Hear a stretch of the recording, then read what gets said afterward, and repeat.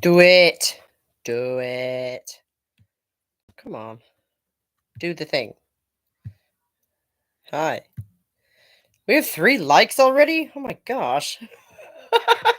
Thanks, guys. There. Now we have the live chat. Okay.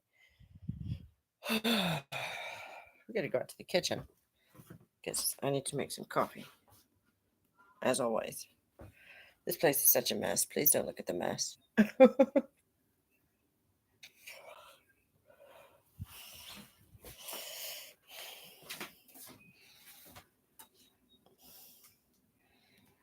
Maybe if I put you on the messiest spot.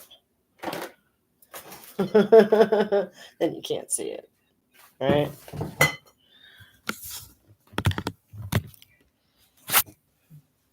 How's that? What up, world? Happy Wednesday. I hope everybody enjoyed the video.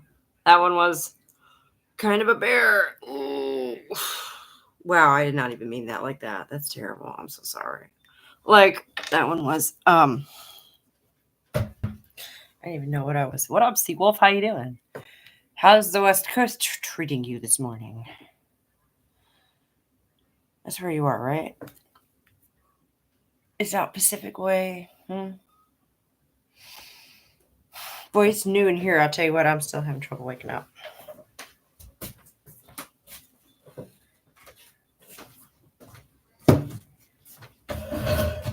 Did you see the video?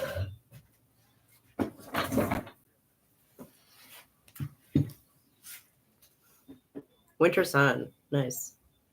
Nice. Yeah, same here. It's nice out there today. We may go out there after a while, take the dogs out and all that good stuff. Oh, okay, cool. Thank you, thank you. What up, Philological? How you doing? Still waking up? Me too. Like I was just saying that.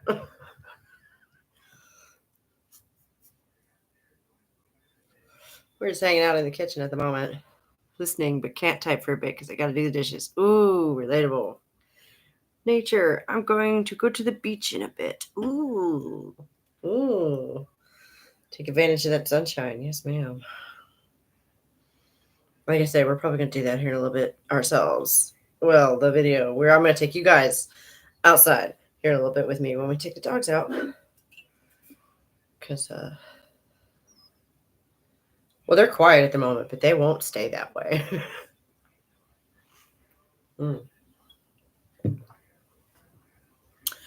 Legitimately endearing. Bless that woman. Which one?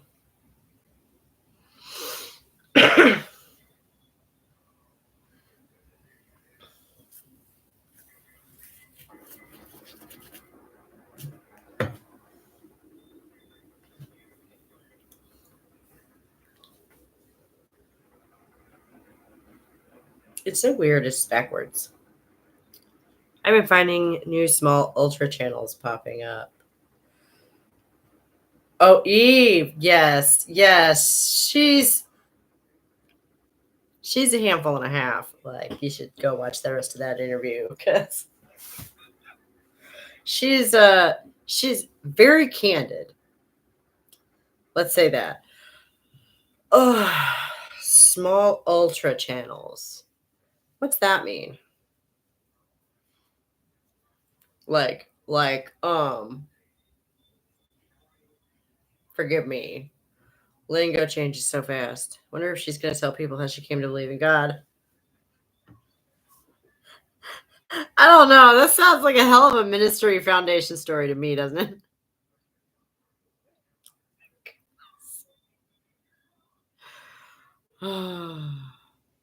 We got a new label. Oh.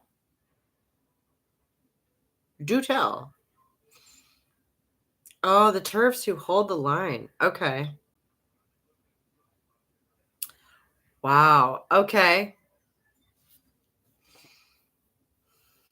Meaning there's no such thing as true trans people? As in people who are like born in the wrong body? That's not a thing. Yeah. No. And I say this as someone who believed this about myself for like 15 years. should keep that in mind. Like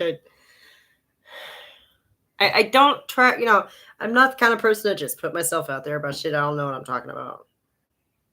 I've learned a lot. I've learned so much, and I still do. But, I do come at this with my own experience and perspective. I'm not just talking out of nothing. And not accepting AGPs into women's spaces. No, why would we do that? Okay. And the thing about that is, and I said this in the chat during the video, I don't think necessarily that every guy who wants to be a woman is not a gynophile. I don't believe that. I don't think they all are that way. However, I mean, you can't exactly test for that reliably. Like, what are we gonna do? Psychological quizzes when we want people let people in the like, that doesn't make any sense. Which is why I have to come back to the material line, okay? What is materially observable? I don't do this to be unkind. Some of the British ladies are getting very relaxed about it. Apparently, some of the American ladies are getting relaxed about it, which is their prerogative. I'm not here to hate on anybody. I really can't even imagine getting in, like we have conventions now. Who knew? That was what hit me, was that somebody was like, Exolantic was next to Phil Illy in a picture at a convention. I'm like, wait, we have conventions since when? I didn't know that. Like, and frankly, this whole thing has been so amazing. Other people have been weighing in on it, and I'm just like, oh my God, our community is cohesive enough to have scandals now. Like, you guys, I don't know. Maybe I'm just an optimist. I don't know, but I can't get too angry about most of it. I am disappointed when I see people just ping-ponging back and forth and back and forth and back and forth. It's like, can we please be adults and not bicker about stupid stuff? Yes, it's fun, right? Like, we have arrived, As a community, it's been very nebulous for a long time. So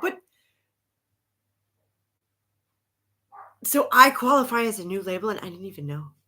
That's always fun, right? That's always fun. We should debate. It's fine. Some people can't take criticism gracefully, though. That's true. That's true. Those people should not be allowed on a debate stage. Because if you don't know how to do the thing, you shouldn't be up there doing the thing. Fair is fair. You can't dance. I'm not going to ask you to get up there and do that.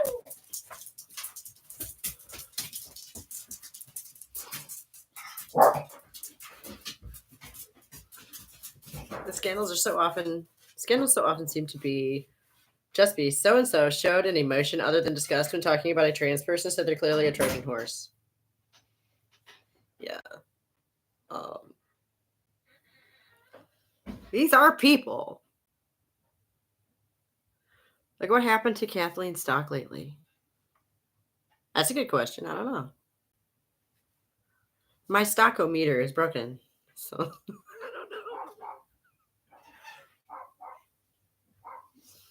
know. My stockometer sounds like something you'd measure the stock market with. But see, I don't. You guys have to. Frankly, I hear about half this stuff through the live streams. Like, I don't know. Did I have any more thoughts about the video? Literally because she took a photo with a trans woman and was smiling.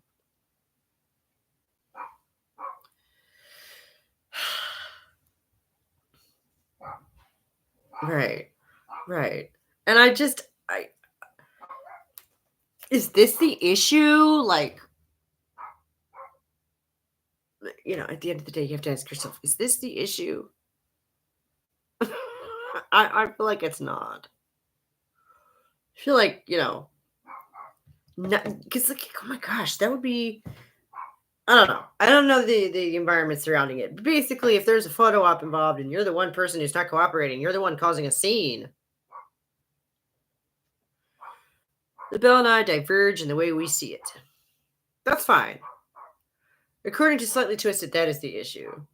Well, and I respect her very much. She has her way of sort of narrowing things down to what she sees as the sharpest point of whatever the issue is, and we might not agree.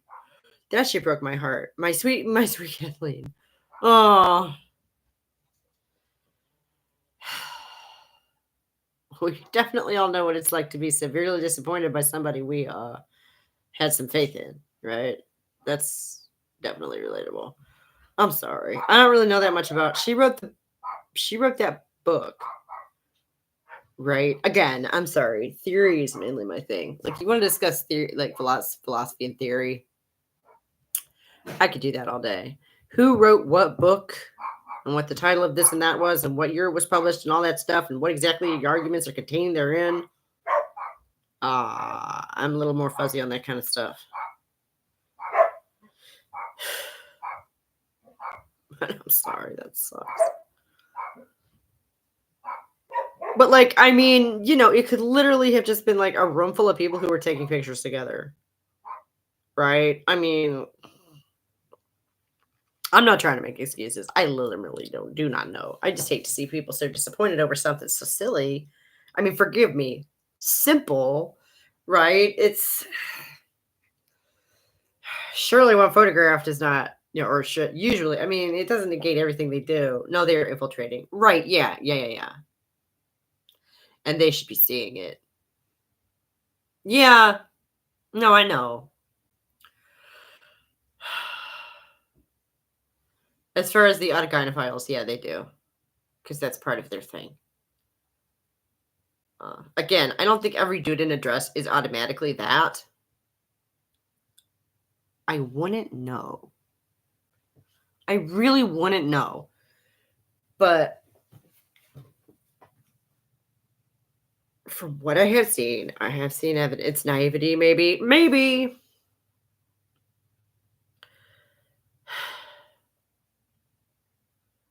I really, it's.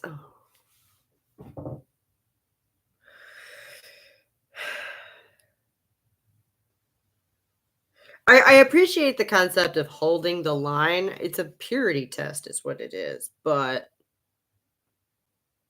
it's really more of a boundary because I don't see this one moving. That's the trick about purity spirals is they're a spiral. Uh, they keep getting more and more insular. Those goalposts keep on moving, right?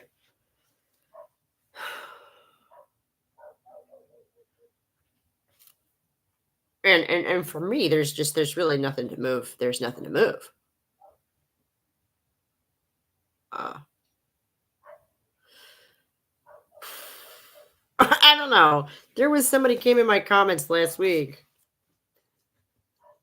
Started in by talking about how patriarchy never happened and women were never oppressed and all that.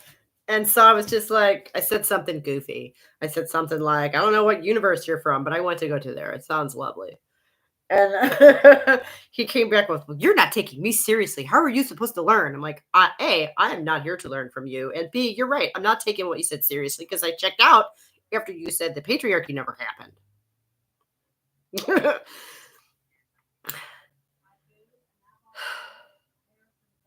I didn't care about the rest of them. I think Stella's a psycho. Stella O'Malley. Yeah, I don't know. I feel like those I feel like it does beg the question to me of like, why are we spending so much time and energy investigating? It's a snipe hunt. They're investigating something that's not really there. I think about the children being lied to, AGP teachers. This is part of defending reality. They are fetishists. Many women are being crushed like those in prison. We hold the line for this, for their sake. Oh yeah, yeah. No, I'm just saying that like people have talked. There's been a lot of talk in the last, well, I guess basically ever since my I've been politically conscious. Like the concept of the purity spiral is pretty well known, right? And as our community continues to take shape, we obviously want to avoid those because all that does is create factions and fractures, and that's the opposite of what we're trying to do.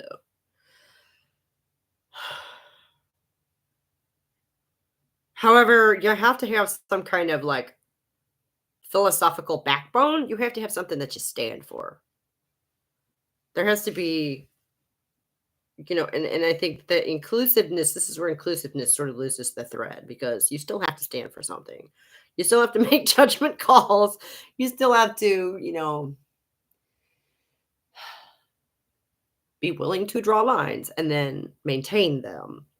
And it's just like personal boundaries. Other people are not in charge of maintaining your personal boundaries for you. You have to do that, right? I'm okay with breaking up into smaller groups to distinguish our philosophies. As long as it is in, like a we're all still under the same umbrella kind of way, as long as it's amicable, you know, uh, where we're sort of clustering off into smaller, like separate rooms for a conversation, maybe, uh, as opposed to breaking off and not communicating with one another anymore and being enemies and sniping at each other on the Twitter or whatever the fuck they're calling it this month. Like, yes, I am all about agreeing to disagree because that one thing, that line that you're talking about, that one thing for me is the one thing. You can't change your sex. You can't do that. And no one is magically born in the wrong body that they would need to. And if I really do understand those impulses though, and I'm super curious about where they come from and what they mean, because they don't mean that. Right? And these are never discussions that we're going to be able to have in a productive way as long as everybody is on the defensive. So agreeing to disagree is like literally the first thing to like peeling everybody down off the ceiling, like coming together. But you have to agree to disagree. You have to do that before you even start talking because that the disagreements are going to happen. That's inevitable. That's the one thing you can count on, right? You're curious as well. See, this is the material reality is something I think that we can all agree on, and I don't see a reason to moralize about it. That's the issue, and people are insecure about their own life choices. Not that I'm not, but like not so that I feel the need to project them onto other people to validate myself. I don't need to see my own mind in the like reflected back at me all the time. I don't know. We have to learn that it's okay to disagree and debate. Right. The censorship that has shut that down so things got weird. Yeah. It's counterintuitive maybe, but I've said that I think transsexuals react to cross-sex hormones differently than non-transsexuals, but I'm so curious if there are other drugs that react to differently too. That's an angle I hadn't thought of. That's a good question. So from your perspective, it would be a medical condition, like akin to a neurological condition, basically. It's backwards. That's weird. But some researcher probably isn't going to get paid to give trans a bunch of different drugs to check it out.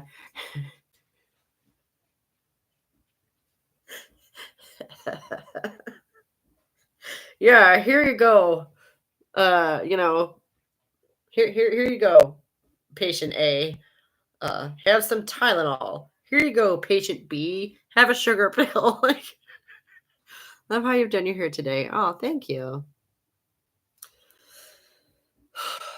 I brushed it. I actually washed it and managed to get it to do, to dry in some sort of shape this time. Yes, I think sex dysphoria should be thought of as just a medical condition. Okay. Yeah, it's certainly like they've really made it into more of a spiritual practice with like medical support, which is strange. Thank you. To be honest, I'd sign up for that. Study could be fun, right? They would have to like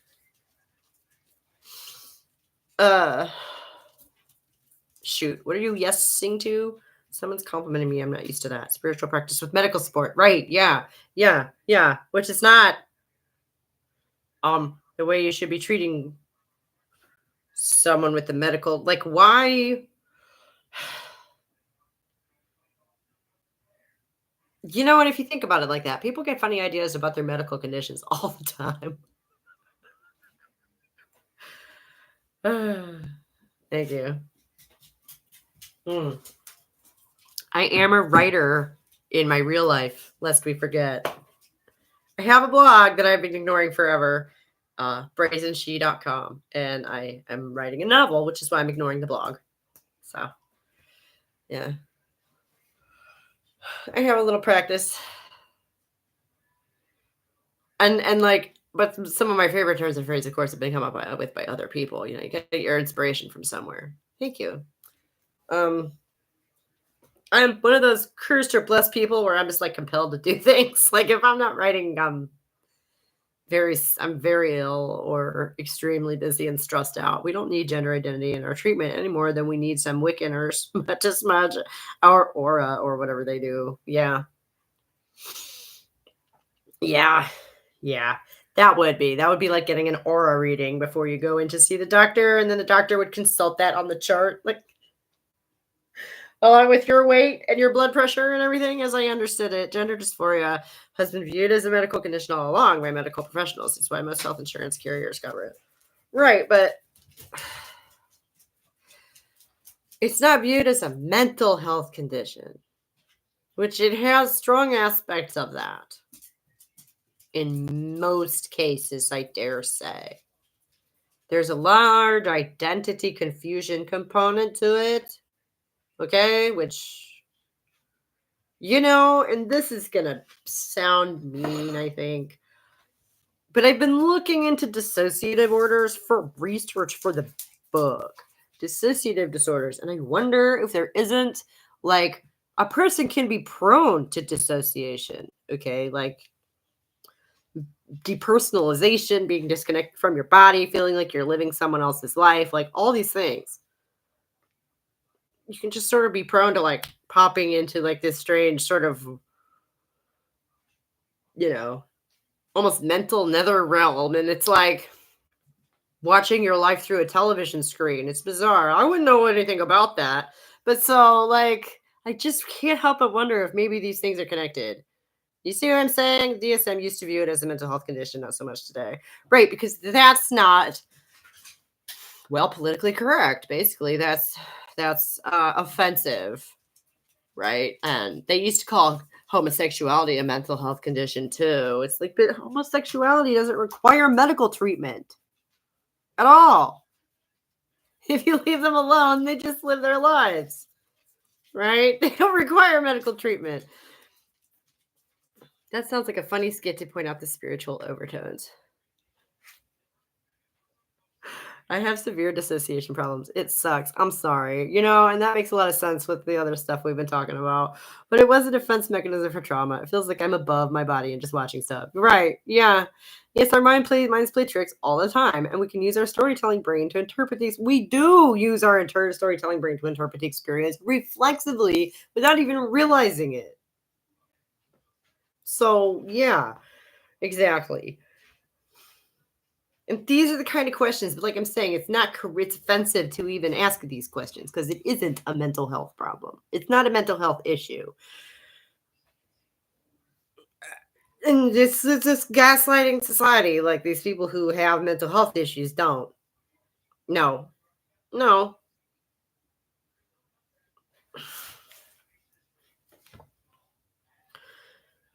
The problem is men have very badly hijacked the whole transgender thing to create new ways to violate women's spaces in ways that were impossible before.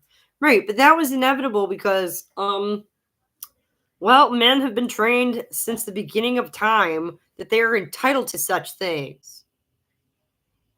It's sort of a masculine hobby. Usually they do it to one another. Well, hey, this is not the kind of inclusion we wanted, right? Oh, on the discussion thing, on the dissociation thing, I wonder if that's why some trans folks describe their chosen gender role as if it's a third person. Yeah, that does make a lot of sense. Yes, that's correct. And this is the latest way they're doing it.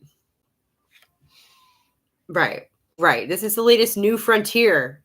Okay, this is the new Wild West. And it's like, no. This space is taken, just like the West was. Not all of do. Right. But I've seen a lot of it. I think Vera Wild. Right, right, right. No, and I don't, again, I think, you know how a runny nose and a cough can mean a lot of things? Or like a headache and a tummy ache can mean a lot of things. Everything from like a cold to cancer, right? Like symptomatology is just not the most reliable diagnostic tool. It's just not. Okay. You have to say this because it's kind of funny, but when I dissociate, I shop. And it's kind of fun seeing what will show up in the mail. Wow. Mine has not been that bad in a long time. I used to sit down and write songs that I didn't remember. Like I would remember them, but I didn't remember writing them, so that's fun. I'm out of coffee. Oh no.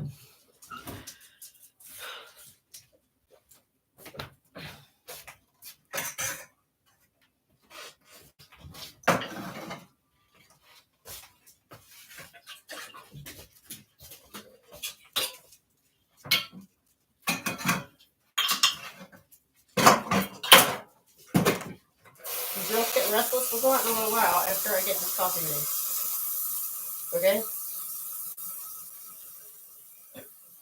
Why you don't answer me?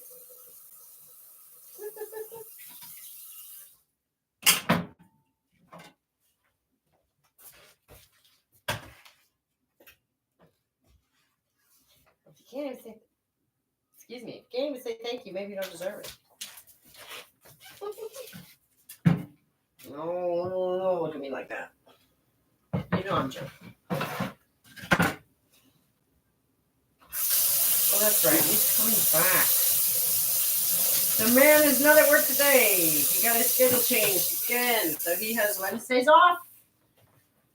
Randomly. I don't take this personally, though, because, like, he used to have Wednesdays off. The 4/10s instead of 5/8s thing. Let's see. I also think the porn addicted fetishism, some display is a big factor in that identity, feeling like a character. Yeah. Well, the question is, what's the inspiration behind that character? Those songs that you wrote while dissociating, do you remember how to play them? Yeah. Yeah. Yeah. And it's like, I would kind of remember like the thought process, like when I was playing them, it's they're sort of like little pocket memories or like pockets of memory. Does that make sense? So like when I would put myself back in the like that frame, that position and the frame of mind and whatever, like I could pull it up. But to like just stand there and like anyway. Every single scientific discovery and breakthrough, every single technological innovation and invention throughout history has been used by men to find new ways to control and abuse women. Yeah, why is that? Totally makes sense. That's so fascinating. Yeah. It's I heard an explanation of like the mind palace concept, how that really is, not like how it is in the show of Sherlock, but it's an actual concept where like a memory where you imagine like a room that's well known to you and like associate a memory with an object in the room or something, so that when you see the object in the room you think of the thing to like remind yourself. It sounds super circuitous to me, but that's kind of how my real life works, I guess.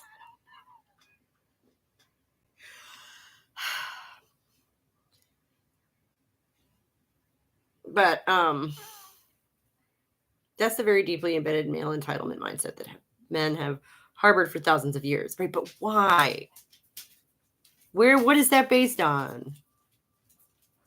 Hate to interrupt. Do you want 60 beans? Of course. Of course. I just turned on water for the coffee. I'll turn it off.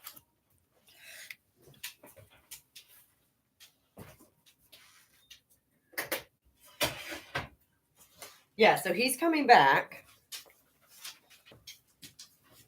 Just so everybody knows what's up with that. The piano is so much worse. I had a piano in my living room my whole life, and like I can sit down, or I used to be able to do it. I fixed it. See, like I can bring them to like conscious memory. This used to happen, and it hasn't happened for a long time. Mine has not been this bad for that bad for a long time.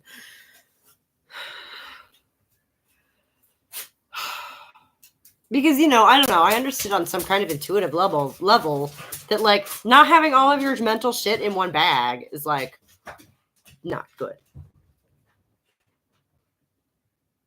So I have tried to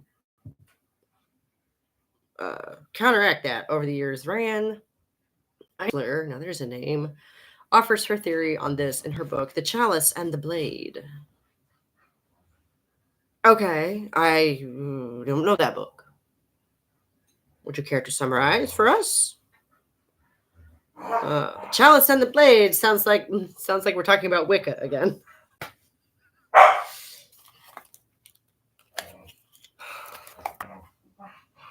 Hot, please. Definitely hot. It came out back in the 80s. Well, that doesn't mean it isn't worth anything. I came out back in the 80s.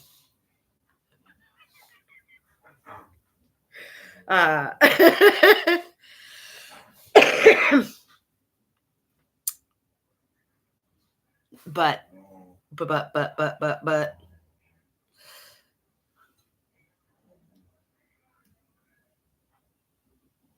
the Chalice and the Blade, her theory about why men are so entitled. Okay. No, and like that's great. And this is, I'm not saying that I wouldn't be interested in a book like that, because I would. But like I would love to hear from the horse's mouth. Like, why do men think men feel like that? Because I'm a woman, and God knows I could theorize about that all day and all night until I am blue in the face. But that's all it would be. I do not possess a male mind. I cannot tell you how they work. Which is a conclusion I ended up coming to, God, almost 20 years ago now. Oh my God. No. Because it was after my son was born. What year is it? I don't know anymore. Deep male insecurity. Okay. Is it really womb envy? Is it really womb envy? Is it really? That's always been the most plausible explanation to me. It's like, the idea of the ability to create stuff. Well, life. Men like compulsively create stuff, right? It's just, I think, what lends credence to that theory. Merlin Stone's book, When God Was Woman, also talks about the origin. Merlin Stone? I'm sorry. Is that person's real name? My grandfather's name was legitimately Merlin, so I understand that this does happen, but my gosh. Talks about the origin of the male patriarchal system. Her book came out in the 1970s. See, and like this is, it's gone out of favor. I can't imagine why. The larger, I think of it more as like a flow of discourse. Why the larger flow of discourse that's all going in the other direction might not be conducive to deeply into that. I think there's a biological drive for men to be competitive. It's more successful mating, right? Okay, but we can be aware and use safeguarding because 2% of men do 95% of. Yeah. No, it's really the research. I said I led me to believe it was more like 5 to 10%. But yeah, they are. It's a small minority, and they are just some prolific fucks. It's bizarre. It's like that genetic inheritance just has gone askew in like some of them, right? And like, gee, women are never evil. That's not what I'm saying, right? That's not what I'm saying at all. Honest men will say so. Deep male insecurity about women's ability to bear and birth children, and also that women do choosing and mating. This is still done in some right. Okay. So, and I mean, if you look at it like a schoolyard bully, that is what it looks like, right? Why on earth would you feel the need to put somebody down so hard? Why else would you feel that urge? Why would you need to do that? I don't think it's womb envy. Women can be valued for simply being. Men are valued for what we produce. Valued by men for simply being. Valued by men for what you produce. And don't sit here and tell me what women value, because we just established we can't jump that fence. I'm not going to sit here and tell you how men think. That's what I just said.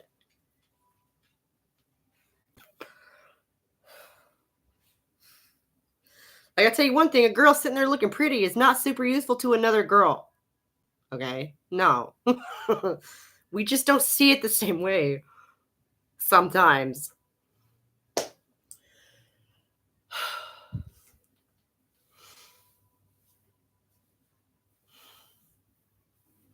Yes, deep insecurity, schoolyard bully mentality. Men hijacked the achievements of women thousands of years ago. I think it's a resentment that we need them less than they need us. See, and this is all ugly stuff, right? This is stuff that needs to be like addressed in some sort of a constructive way. I'm glad we recognize that this is not most men. This is like the top 10%, those elites, okay? Those assholes, right? Okay, they are the loudest and probably the rapiest. Just to go out on a limb there.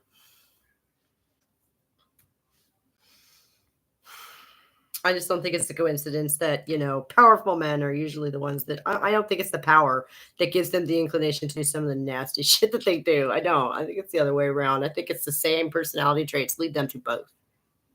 I guess that's what I'm saying. We're mistaken in causation there.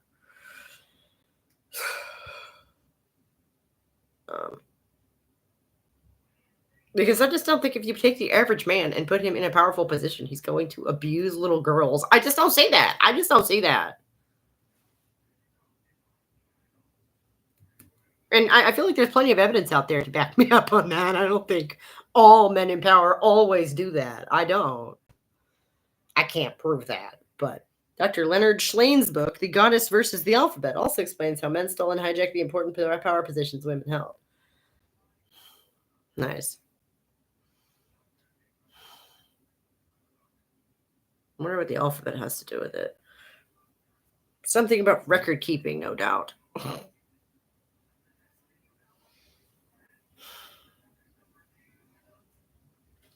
Because, they say that history is written by the winners. What if the winners just decide that battle never happened at all and just decline to record any of it?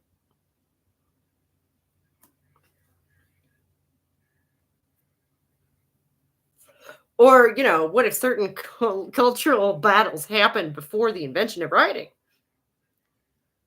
It's kind of a terrifying thought. You're never going to find scrolls about that shit, are you?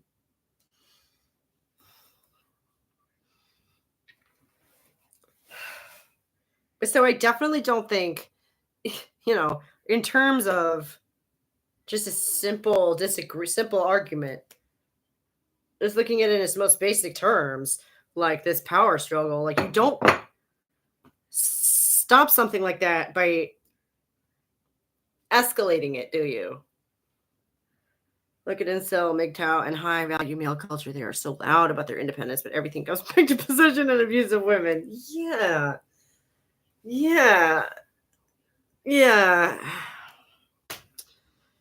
I think men are too easily corrupted by sexual deviance. Not all men, but it would scare a lot of us how many. Well, and I think we all have our weaknesses, don't we? I think that women may have our own version of that. I think that sexually corrupting women is equally possible. I don't see a reason why we would be immune to that. Do you? Like, serious question. Do you? I've seen plenty of evidence. We're I want to say bred and groomed to put ourselves in harm's way, as it were. And you'd be amazed how many women find themselves taking on a submissive role without it tripping any alarm bells in their head, like in the bedroom, if you know what I mean. The amount of sexual perversion in women is absolutely pales compared to how men display. No, right. See, men feel entitled to theirs. For them, it's a rite of passage.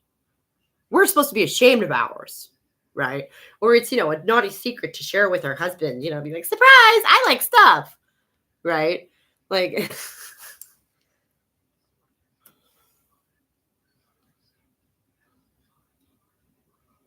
not to mention that there is an entire industry set up to corrupt men's sexuality.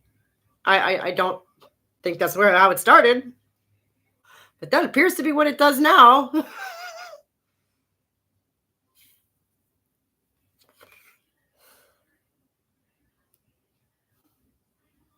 Interesting. I agree to that, but that is still patriarchal predation and would have been survival in the past. Right. No, but I'm saying those are the women who got to breed, right? The ones who could or would fall in line are the ones who got to breed. Because they turned it around on us, right? If we're supposed to be the gatekeepers, they turned that around on us, is what they did.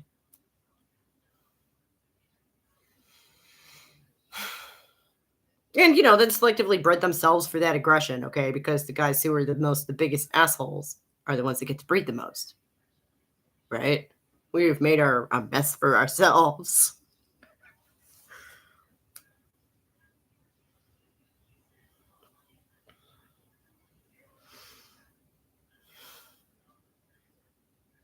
And it's like people keep trying to solve the mystery of why men and women are different through like evolutionary psychology that goes back to the Stone Age. And I'm like, why?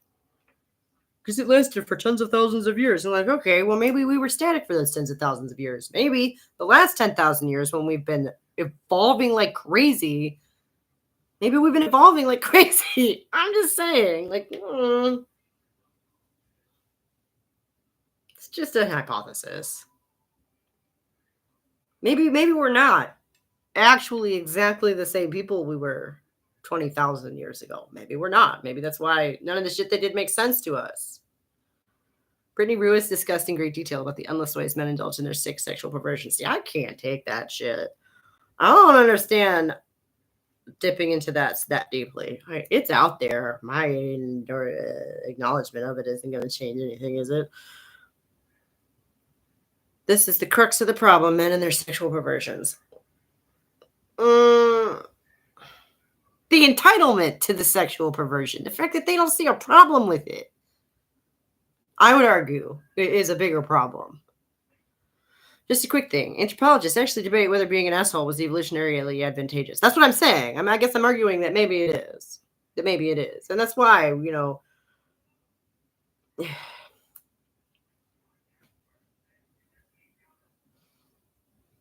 Oh yeah, pornification of women's abuse is the source to eradicate Nordic model, stop horrible exploitation of women and children in porn. I don't know enough about the Nordic model to weigh in on it one way or the other, unfortunately.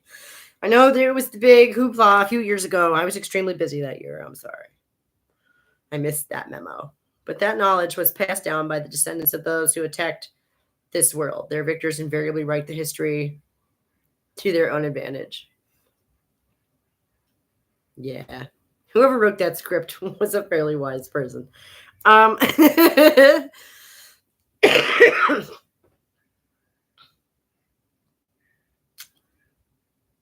So, and I'm just, the selective breeding thing, I feel like is very incendiary. I feel like that's not the kind of thing people like to hear. I feel like it kind of messes with your concept of your free will, like it does. But, I mean,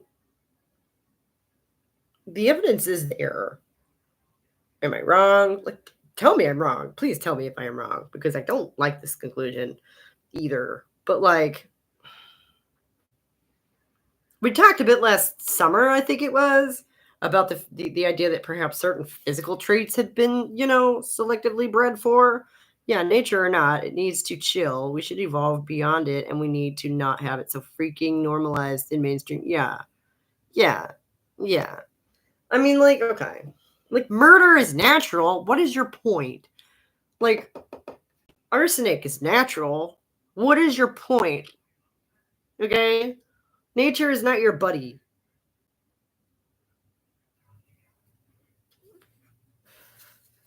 And like I say, on the one hand, people get super uppity when you start talking about stuff like selective breeding and it affecting anyone's behavior ever.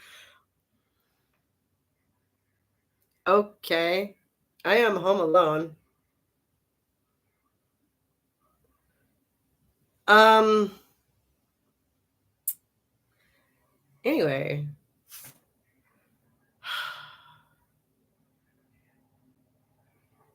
Okay. Well, thanks for settling that for me, I guess. I'm actually not home alone. My mother-in-law lives with us, and she smokes like a fucking chimney, so nothing I do matters in any respect whatsoever, but not that it's any of your business. Talking about your son.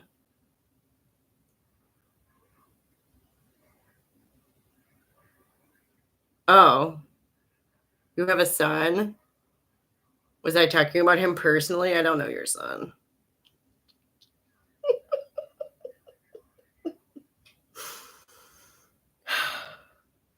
The whole sex activism debacle has made me realize that I like having a civilization. Yeah.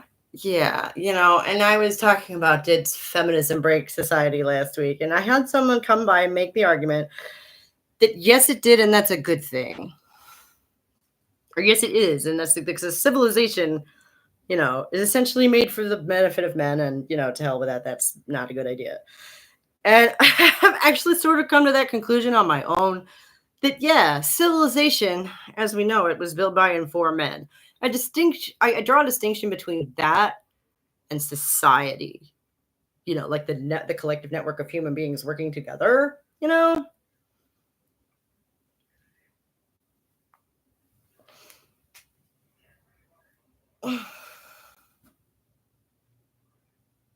What other mothers am I attacking? What are you talking about?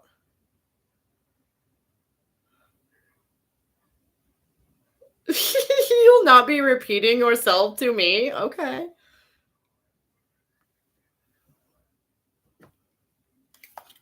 I didn't realize we were like engaged in any kind of direct way. Like,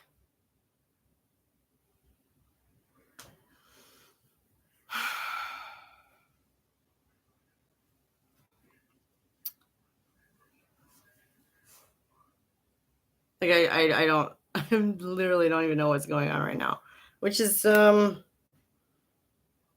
guess embarrassing to admit on my own channel, but sometimes people surprise you.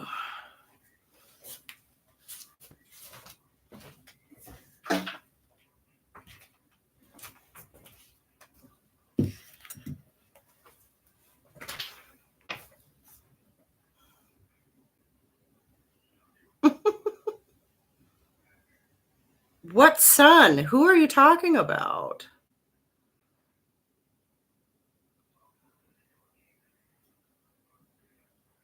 I don't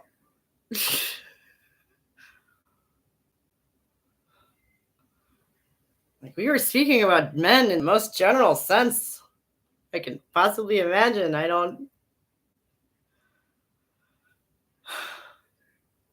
Does anyone else know what she's talking about? Does anyone have a clue here? The idiotic things I said. Like said where? About whom? I was punched by a trans activist. The violence that's lurking is scary. I have a new appreciation for law and order. I used to be a total rebel.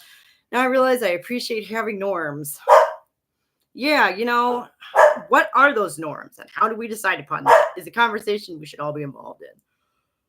I said what I said, leaving you to this boring trash. Like, okay. I mean,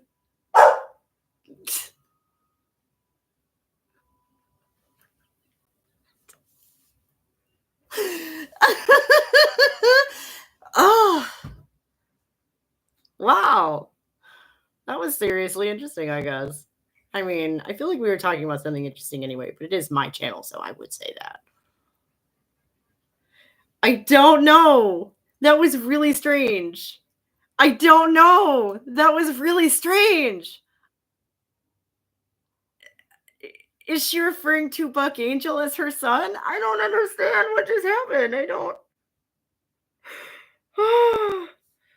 Oh yeah, no, I'm sorry that yeah, I think you talked about that once before here in the live chat. What up, Scott? Oh, you just missed some fun. Oh no, I can't believe you were gone for that. Oh no. Am I friends with her? Like, I followed her channel the other day because I noticed that she and the musty underboob lady had a back and forth beef going on, and I just kind of wanted to sit on the sidelines and see what that was about. I literally just followed her channel like a week ago, maybe.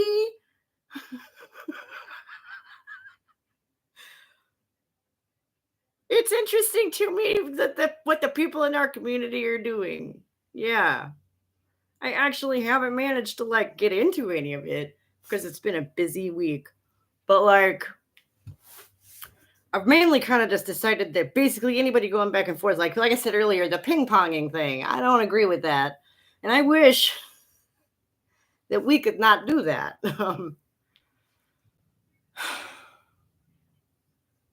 I say I'm intelligent. I mean, I guess I have said that. I'll cop to that. But like, what are you like? I do not know you, madam. I do not know you. I was subscribed to her first, and I noticed that she was talking about you, so I went over to see what was up with you for myself. Heaven forfend. Interesting what people put on the internet for public consumption. It is, isn't it? Uh, I don't understand. It's cute how you said you were leaving and then didn't actually leave, and now we're commenting on what was said after you said you were leaving. So cute. Right, yeah. Like what? Nervous? I mean, I'm a bit flustered. This is the first time I've been like confronted on the internet in a while because I don't know if you're referring to something that happened on Twitter or whatever, but I'm not on Twitter. No, yeah. This is like more spicy than the live streams usually are. Like you've wandered into a pretty quiet little corner of the internet, is what you've done. So really don't have beef with people. That's just not I don't have the energy or the time or the inclination. I don't.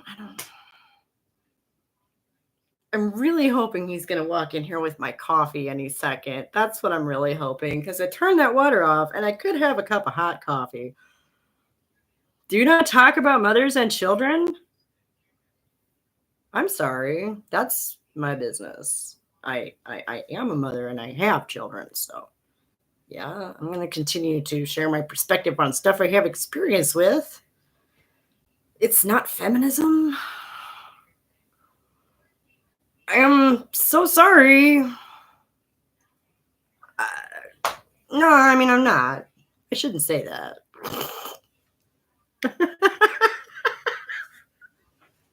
Am I drunk?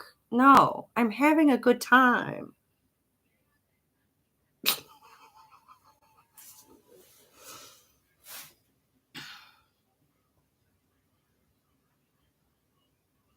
Like, you don't seem like you're having a terribly good time. I don't understand. Excuse me, girlfriend is still having computer problems. See you, Scott. Have a good one, man.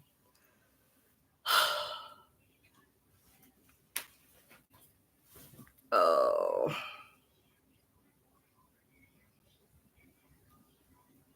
This has to be the most confusing. Yes. Yes. Like, I don't. And now, I mean, it's kind of derailed the conversation. So now I don't know what to talk about. I should take the dogs outside because as soon as I do that, he'll show up with my coffee. I don't beef with anyone, but I also don't tolerate liars. Like, I cannot lie about something I do not know about. And since you will not name the person I was supposedly beefing about, like, I don't even, like, I don't do that. I don't.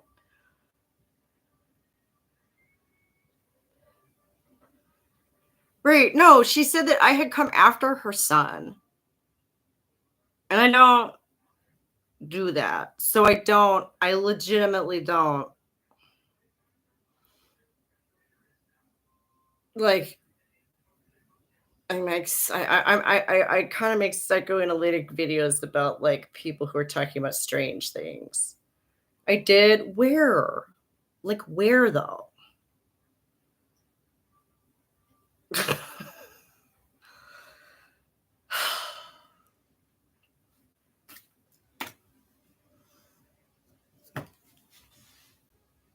Yeah, let's just go outside.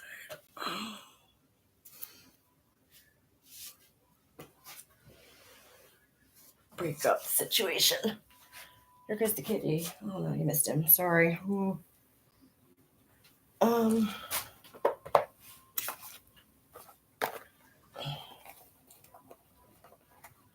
Where's my water jacket?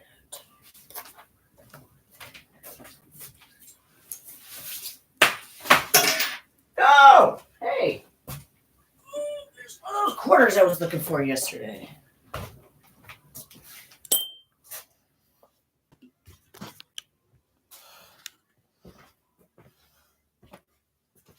Yeah. And like even when I'm angry about something someone said and I legitimately don't like someone, I don't just throw insults. I don't just come at people. It's destructive to the discourse, you know. Oh, we actually lost a number there. Perhaps she actually left.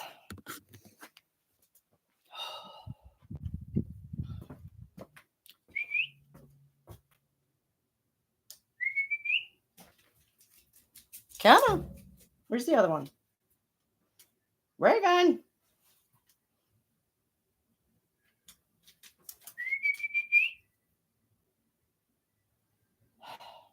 Boy, we're only halfway through too. It's only 1 o'clock. It's okay to be on someone who hijacks the chat. Yeah. Yeah.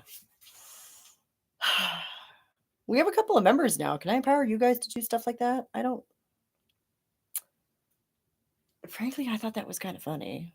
Like, she was starting to get on my nerves, but you're right. It's good to have that as an option. Raven!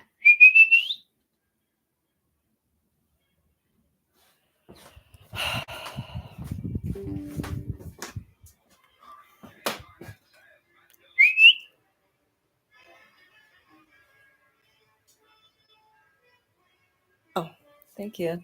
I wish I could find a coat that it went with properly. It's like it's like a sun hat, but it's black. So it's like a winter sun hat. It's like only in the South, right? Only in the South does that make any sense.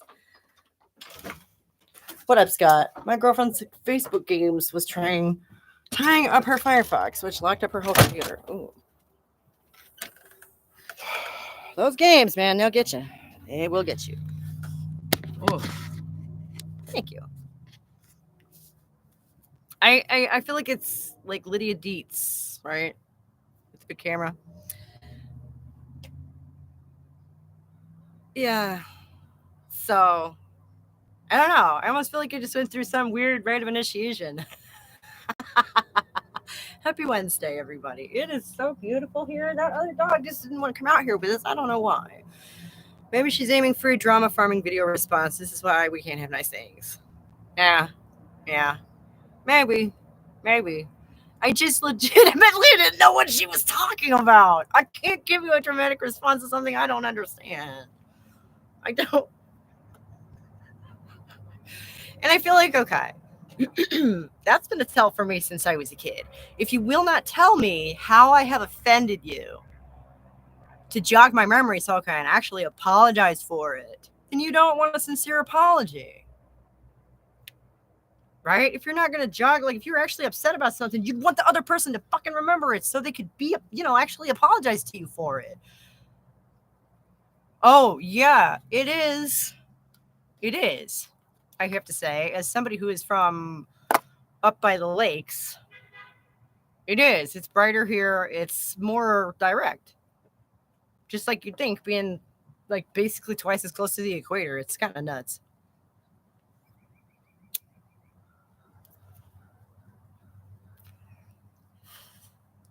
But yeah, now that we walked outside, he will show up with my coffee.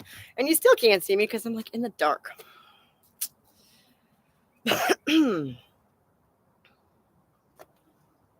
Look at the beautiful vista. Ooh. Don't be chain smoking now. Right, yeah. No, I mean, like, I've actually heard people complain about someone smoking outside. That's another conclusion I came to a long time ago. Is people can complain about just about anything if they really want to.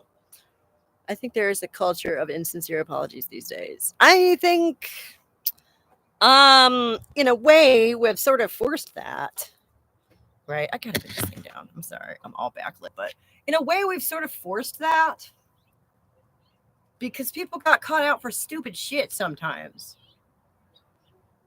that they maybe didn't feel like they needed to apologize for, but obviously there are people and their publicists and everyone is insisting that they need to apologize for it so that we can move on, right?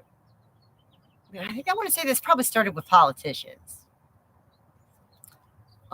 So there's just this expectation that if, the zeitgeist is upset with you, you're supposed to come out to apologize to it, essentially.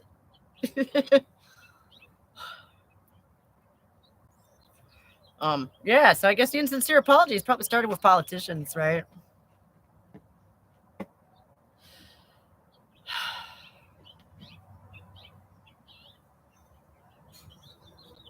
Politicians are professional liars.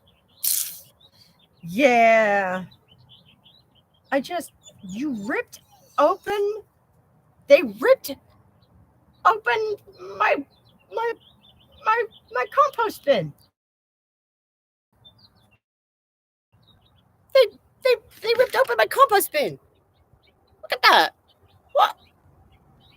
I don't even know. I'm too shocked to be angry. What? Look at this. Look at this. Look at that.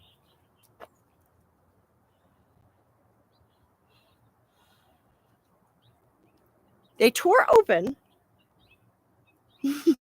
my bin. I don't feed you. I don't understand this. What? How? There's a stone on it. I should be furious right now, but I'm just so shocked. What the fuck? What the? What? I'm stepping on old eggshells. That should have had to be the other one, all right? Like, we've had this dog for 3 years. You never tore that thing open? Did you? No. Oh my gosh. Raccoon. It could have been, but like there's one of these like, okay. And also, to be fair, the big black dog is bigger than this one, and likes to rip shit up and get in the garbage and rip shit up. So that was my first thought, was the big dog. And there's stone. See on the lid, there's a rock, big old heavy, like, it's not that heavy, but it was mainly to keep it from blowing open because it didn't occur to me that the dogs would eat 2-year-old garbage. What the fuck? We have fat raccoons getting into our compost. They sleep under the cars to stay warm and waddle around it. It could be raccoons, huh? Okay, well, that makes more sense, I guess, in that we do feed the damn dogs. Like, why would we be so desperate as to get into 2-year-old garbage? I cannot fathom. I need to, like, stir my compost. It looks terrible. But that aside, what the... We do have some big raccoons around here being on the edge of nothing. Like, it looks like we're literally on the edge of nothing, but you can't tell. Right beyond those closest trees, there is a freeway over there. Oh, I saw somebody. I think I'm about to get coffee. Hey. Are you coming after my son? You saw that? Oh my God. I was listening to you in the car, but I wasn't able to really read what was happening because I was driving. Oh, but y'all watch out right here. This vicious woman and her words of mockery. Love you. Thank you. Are raccoons as cute in person as they look in photos? Oh yeah. How are things with the squirrels? That's a good question. Squirrels are awesome. Well, Critical Kitty was training squirrel seafood out of her hand, but I think they kind of like went or like kind of quiet for the winter. Yeah. Oh my God, their tree died, and we had to cut it down. Oh no, Oh, they no. haven't talked to me since. And yes, they are cute. Oh, how romantic. Oh, this is terrible. You cannot see me. Like I'm all backlit, but you know. You got a sexy shadow. Thank you, dear. I'm biased. What if I sit here with you a few minutes? No. That was So, do you think it could have been Jamie's mom? Jamie's mom. Doug? Oh no. That's legitimately like another channel who I'm tertiarily familiar with. Like, Oh. I know of her, and somebody suggested maybe she got hacked. That may be the most plausible explanation so far. No. Rich. Oh, well, the squirrels will find a new home. It's sad, but they will find a new home. I'm hoping they'll come back. We have like 10 other trees. Yeah, or maybe a new family of squirrels will move in, you know. You're in Illinois, right? That's Squirrel Central. Heck yeah. Can I bitch to you real quick? Yeah. So you know how to pick up three prescriptions? Yeah. Do you know how much the cash price was? Almost $500 for 3. Oh my God. That little cash discount card knocked it down to $49. Like our healthcare system's got to be fucked up. It's got to be broken. Yeah. Oh yeah. I also have groundhogs I might befriend. Oh, squirrels are everywhere here. Yeah. Yeah. It's so beautiful out here. It is. It is a gorgeous day here. It's got to be 60 degrees out here. It's gorgeous. Cheers. Mm.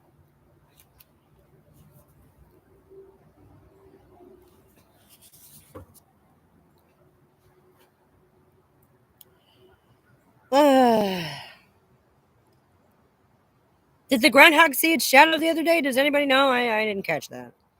If he had lived around here, he would have. Boy, it was nice here that day. I don't believe so. Oh, yes, Groundhog Bill didn't see his shadow last week. It means the El Nino is kicking in. So, warm spring then, right? Where I live, we have feral bunnies. That's awesome. You know, I wager we do here too. But like I say, we also live right next to one freeway, and then like that, we live like right at the crux of 2 big roads. So the woods at the bottom of our hill really doesn't have anything in it because they can't get to it. It's strangely quiet. There's birds and like tiny little, you know, like chipmunks and shit down there, and that's like it. Occasional deer. Not that I ever saw. Like I say, I think the freeways keep them away. Yeah. Deer would have to be crazy to try and get over that. For California, El Nino means being clobbered by big storms. Oh. Wild rabbits are so cute. Heck yeah. Leeds University campus has feral rabbits. Running around there, and they'll come up super close to you. Oh, that's awesome. Yeah. Wild rabbit is some gaming meat, though. Well, you know, they come up close to the people because they're used to the people, and the people don't shoot them, I wager. Yeah. That's Tennessee talking there. Yep. They're getting the storms meant for us up here in Washington. Oh, wow. Well, at least you're going to get some water, I guess, right? Bunnies are awesome. We had one bunny who free roamed our house. He'd jump up on the couch and watch TV with us.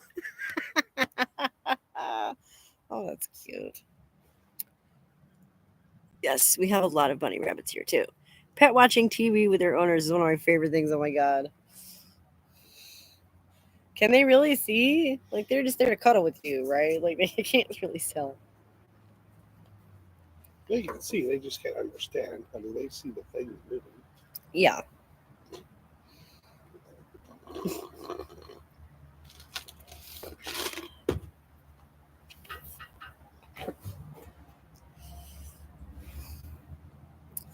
am annoyed though because I feel like we were talking about something interesting. We movie. Oh yeah, yeah, that's interesting. Yes, soak in that sun, restock your vitamin D reserves. Hey, you know that's legit. I have like the winter blues and it sucks. Not today. Not today. Today is gorgeous. Oh, but yeah, no. Basically, I do. I wonder about where that aggression comes from. Basically, like you know, it'd be nice to settle that somehow.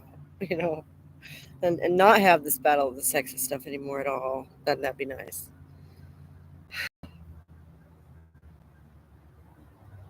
My cats love TV. They watch the movement because that's mostly what cats see. Yeah, yeah. I saw a video the other day of a dog who appeared to be afraid of Darth Vader. Right, honey? You showed me that. Yeah, yeah. Next to the vaccines, vitamin D is about best hedge against COVID right now. Really? Oh god. That what a nightmare that is. Oh, that's not even. Oh my gosh. Yeah, it was a big dog too. It was like a big furry white dog. It was terrified of this, TV with Darth Vader on it and ran away. It's cute. Too many men have a deep invested interest in keeping the war against women alive. Right. Which I guess I'm not talking about them. You know, they're not the ones we're going to be working with. Not that I'm not concerned about that sort of attitude. The kind of intransigent, just factional mindset. Especially when it's working for you, though. Like if it's working for somebody, why is anybody going to change anything?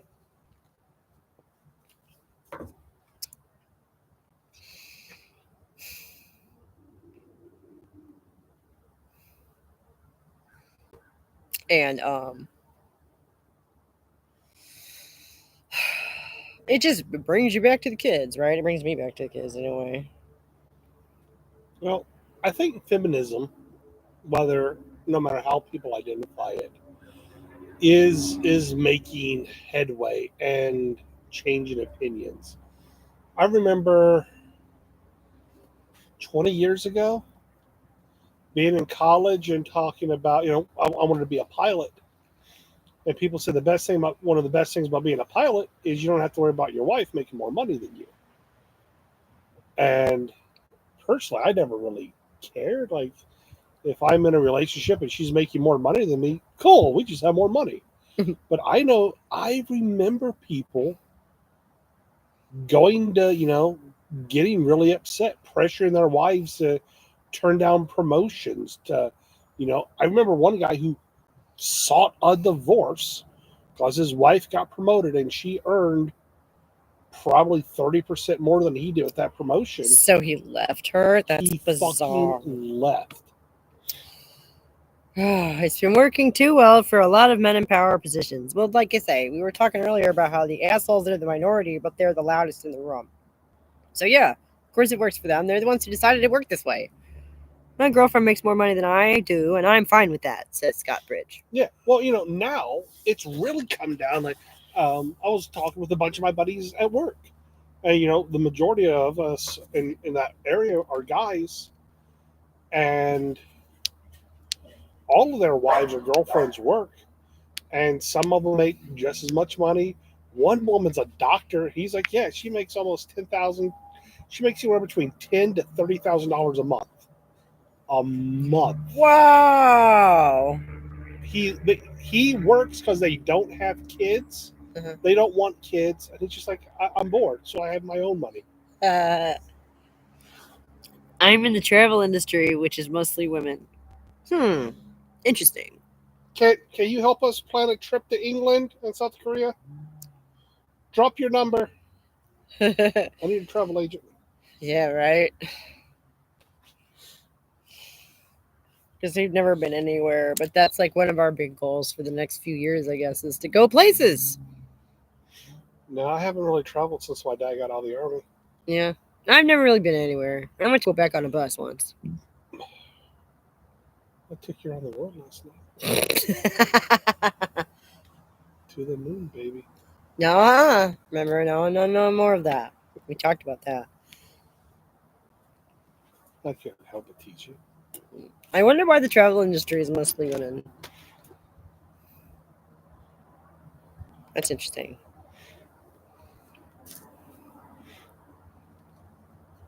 Now, do you mean like flight attendants or? Because like travel agents are a thing of the past, right? They don't actually.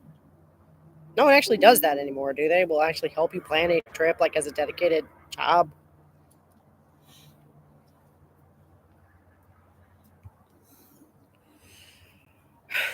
The UK is pricey, so you'll need to manage your money well. I stayed in B&Bs to cut costs down. Well,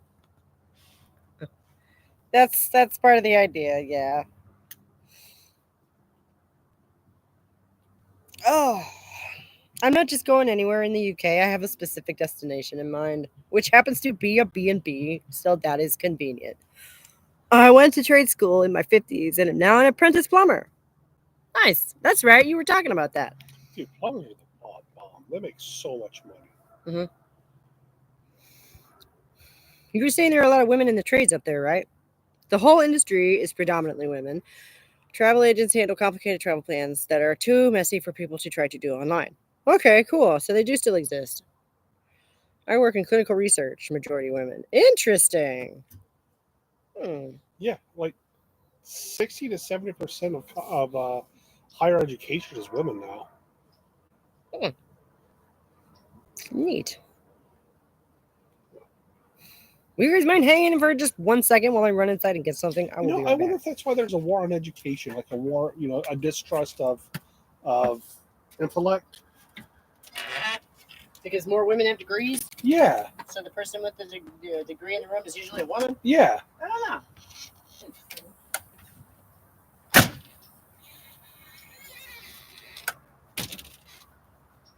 Who's a pretty puppy?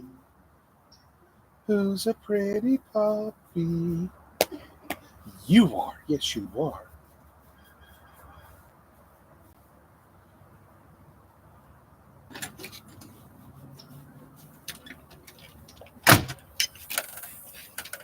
Oh.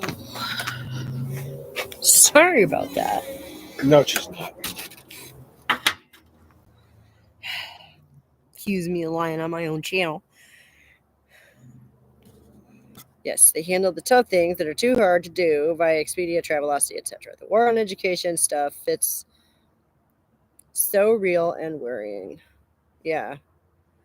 It's also so cynical, in my opinion, when Republicans try to discourage their followers from attending higher education, since the only demographic becoming more conservative is the uneducated young man. Ooh, yeah, that seems like a what you call a conflict of interest, right? Women outnumber men in college by 3 to 2. Way more women are getting college degrees than men today. I said about 67%. Yeah. So, like, do you think that's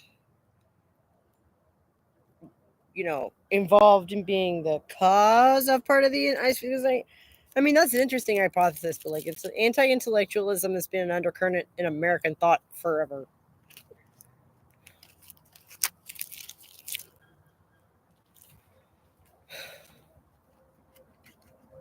I mean, it might factor into the present sort of form it's taking, though. Mm-hmm.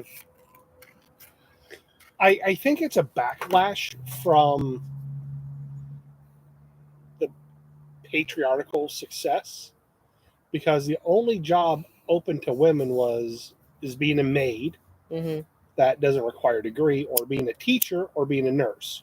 Both require degrees. Men had a run on the trades, and they were largely pushed out. So if a woman wanted to be something other than a maid, she almost had to go to school to get some sort of education. Mm-hmm. So when women could, they did. Right. And so they went from these majority male campuses to equal amounts, and then now Now that there's this pushback against the higher education, it's becoming predominantly more female. Well, and also, I just wonder, they're pushing these young men into the workforce, is what they're doing, right? That's what that is. That's the alternative. Right. Now they're going in as unskilled labor or some Mm-hmm. sort of trade. And I got my welding certificate. I'm a certified welder. I can do pipes, theoretically. You can't find any place that pays around here unless you've got a bunch of experience or you want to travel. And as a family guy, I really didn't want Mm-hmm. to travel. In vet school, it was about 50-50, but that's a big improvement from before. Yeah. Now, if you look at the high end, like the power jobs, doctors and stuff like that, men are really competitive to go into those higher jobs. There, it stays 50-50. But if you look at business degrees, therapy, psychiatrists, psychologists, predominantly women. Hmm.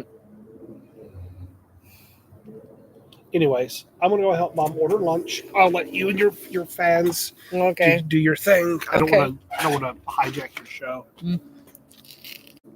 I love you, wife. Love you. Thank you for the coffee. Well, thank you. For Keep your dirty words off my son. Ah!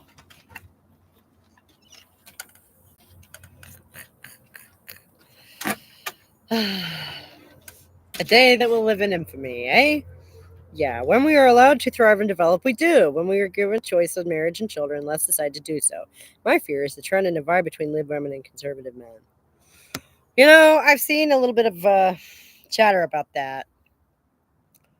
So basically, what you have is a generation who are incompatible with one another. That's awkward.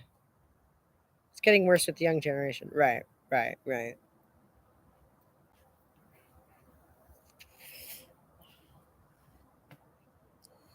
Maybe I'm old. I didn't notice necessarily.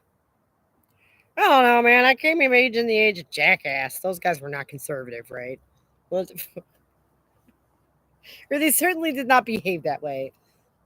Politically, I can't say, but like persona wise, no.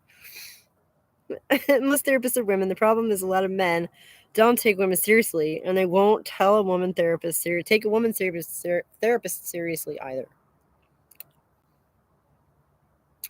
Well, and see, that's the kind of attitude that they should not feel entitled to. You should not feel entitled to dismiss somebody just because, and they don't. I feel like they're not often conscious of what they're doing there. They don't consciously say. A lot of them, I don't think, consciously say to themselves, "Oh, this person is a woman, therefore I'm not going to listen to her." I feel like they just perceive them as less dependable, as less authoritative, which is the issue. Why would you perceive a woman to be less authoritative? And it brings me back to the idea of like racial bias on the news, right?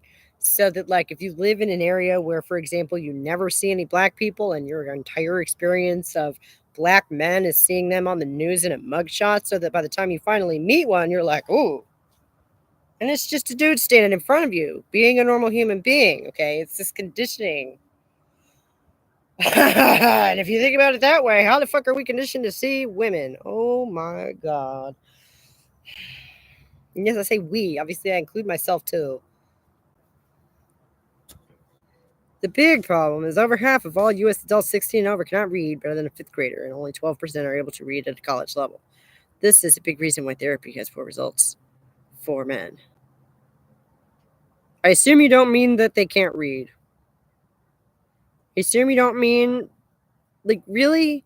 Therapy has poor results for men because of the literacy issue? Like, that can't be it. They mistake their subjective perspective for ultimate reality. Right, yeah. Which, like, we're all guilty of that. It is our only reality, right? I didn't know you're a vet, though. I'm not surprised. That's really cool. Yeah, that is really cool. What time is it? Okay, we got about half an hour. Cool. Wait, the literacy? I've never had to read in a therapy session. Read, yeah. Like I feel like those can't be directly connected. Um, the idea of unconscious biases as a block being, you know, bad for success in therapy. Well, that's just par for the course, right? Everyone has some form of that. That's why you're in therapy.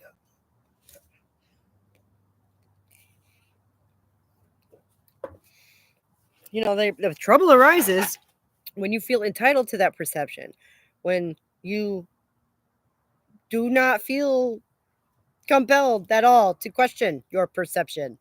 You know, therapy fails men because men don't take women therapists seriously because they don't take women as a whole seriously. Right. And that's a problem.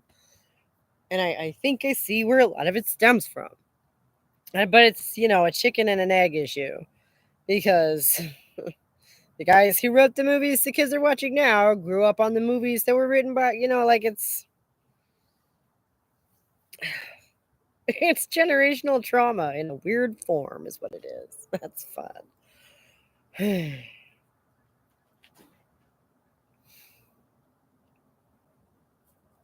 So, maybe they're not conscious of the fact that they take that person that they read that person as having less authority because they're a woman. Maybe they're not aware of that. If you are aware of that and that's just your judgment call, well, that's shitty. Okay.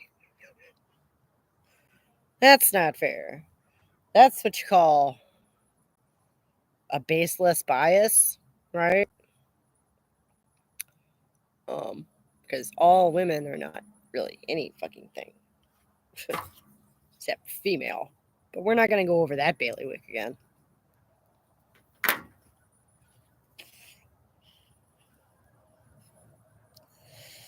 Yes, it's cultural programming passed on from generation to generation. Yes, it's harbored very deeply in the subconscious. Right, right, right, right. And I just wonder also if it isn't working hand in hand with some other inheritances, if you know what I'm saying. Like, under certain conditions, you can trigger certain behaviors. If those conditions are pre established, well, then you don't have much of a choice, do you?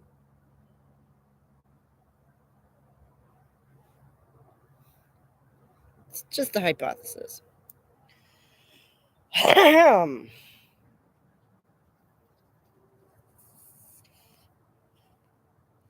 just see examples all the time. Yes, they're tied together. Right. But I just see examples all the time of people harping on about something that they think is bad because it's destructive. And I had to sit back and as I try to start to untangle it, I'm like, wait a minute, but that's based in like this survival instinct or this natural inclination. Like it's all hijacked organic stuff. It's like we're our own worst enemy. You can think yourself sick if you try hard enough. um, it's called the nocebo effect. It's fun.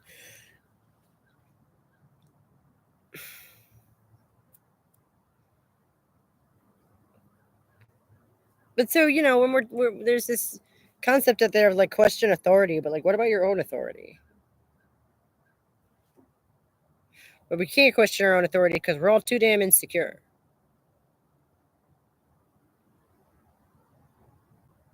You know about the nocebo effect. Oh, okay. I wasn't necessarily talking just to you personally, but right on. The internet pools ugly misogynistic scapegoating and feeds young men poison. Teachers are lamenting how permissive it's become.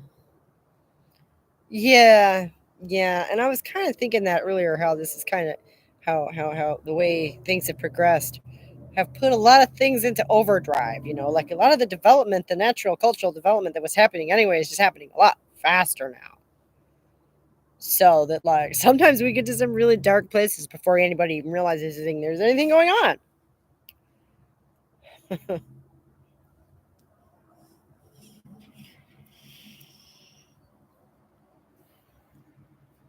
And I don't know, I feel like if you've never heard of the nocebo effect, the idea you can actually think yourself sick is kind of far fetched. Boy, did they have to demonstrate that kind of stuff in a lab, right? And like the placebo effect, like that shocked the shit out of people. And it's apparently becoming stronger over the years, which is a fascinating little knot to try and untangle. Why in the world would that be? The placebo effect is supposed to be a natural, sort of psychological mechanism. Uh, it shouldn't, by that theory, I don't think, be that variable, right? That's what happens in the manosphere. Hateful men reinforce each other's nasty misogyny. Yeah. Like,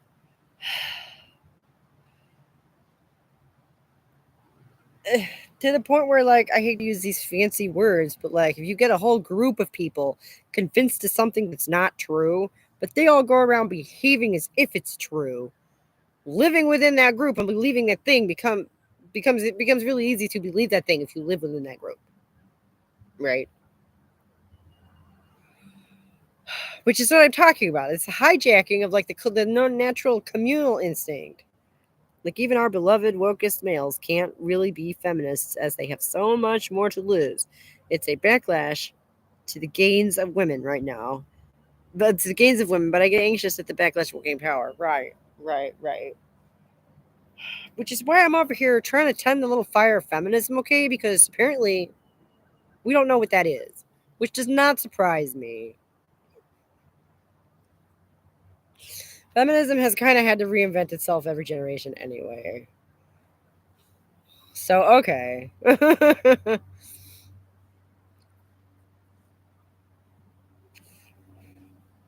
And that is what I'm doing. I'm exploring this philosophy because there really just, in a lot of ways, for a lot of corners of my personal life, there hasn't been any. There isn't any feminist theory for my problems. So I have to make this shit up as I go along.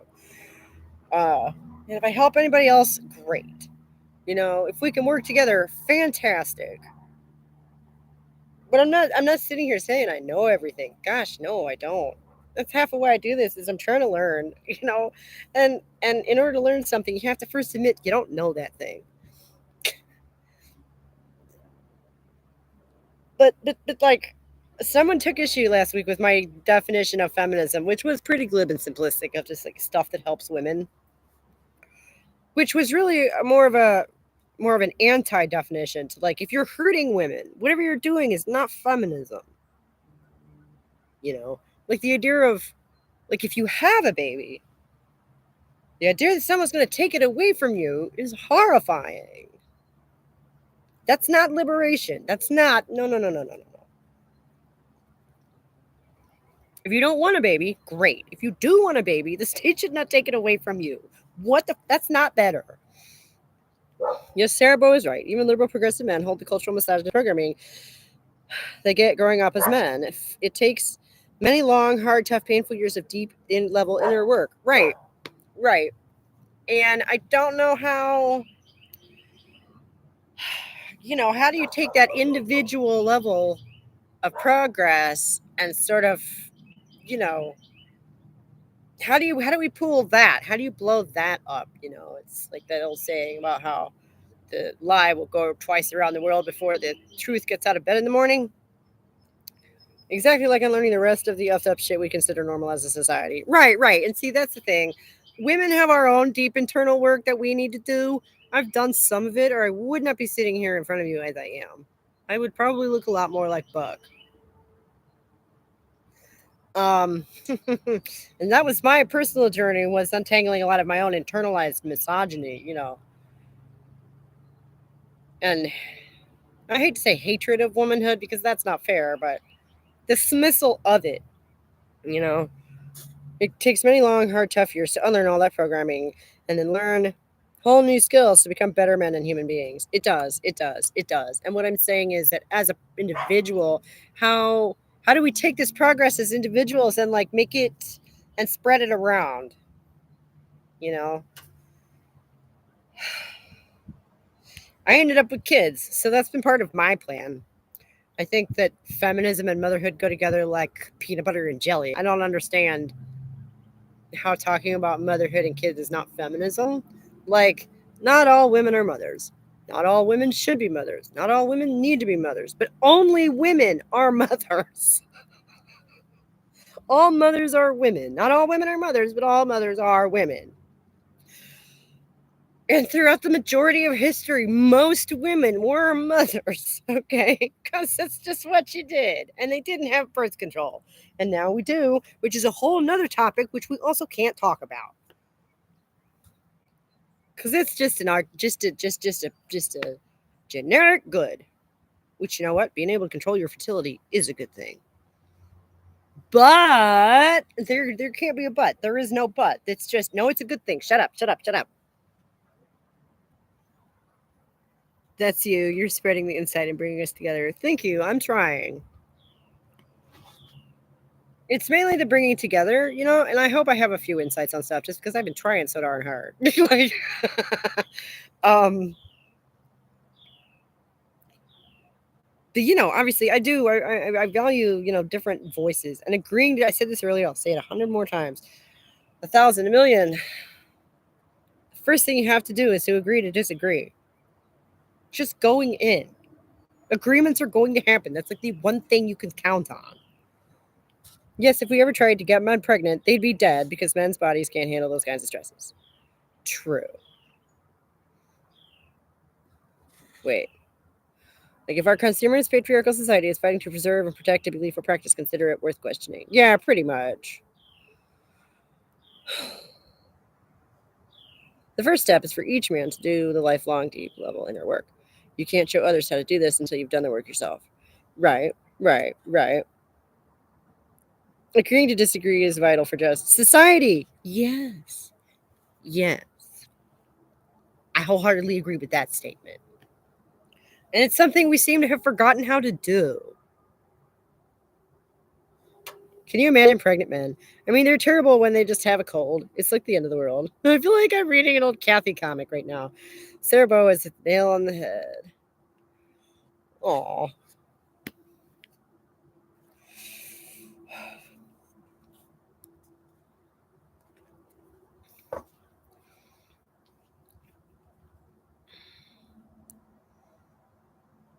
And so, yeah, I hold the line over here, I guess, but to me, it is the springboard for so much more to discuss. Frankly, I wish we could just have that be a given again. I wish we could stop arguing about that point. Because there's so much more to do.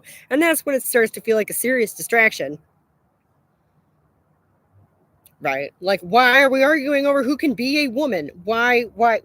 What? Like, and that was somebody else came into the comments last week, and no, it was that same guy. He was accusing me of not taking him seriously right after he said the patriarchy never happened.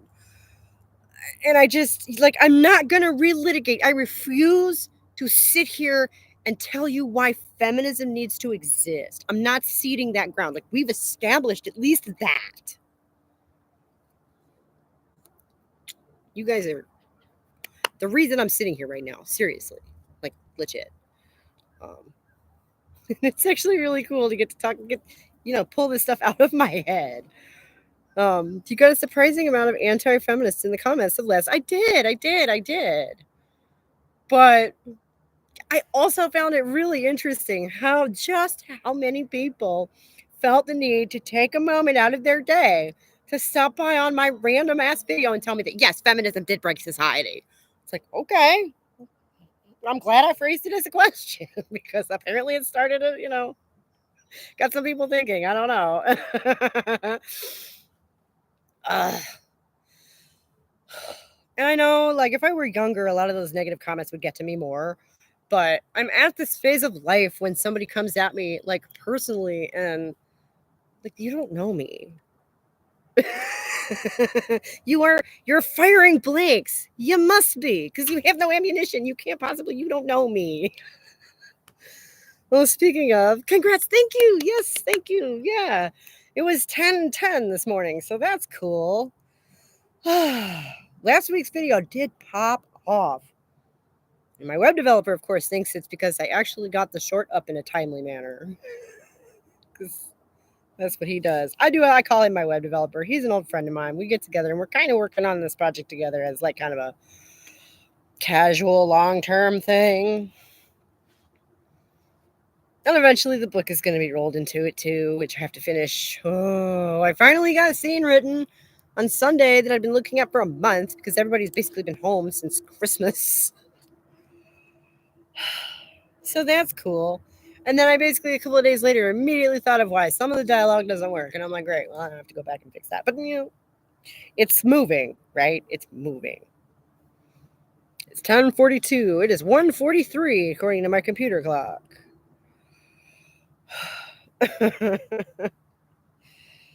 Yeah, so the book is moving. There's actually progress. Like I'm making, notes in the notebook. Like, I mean, we all know how it is when like there's a project that you're kind of cooking it, and if you tell people you're working on it, but you're not really working on it. This is not that.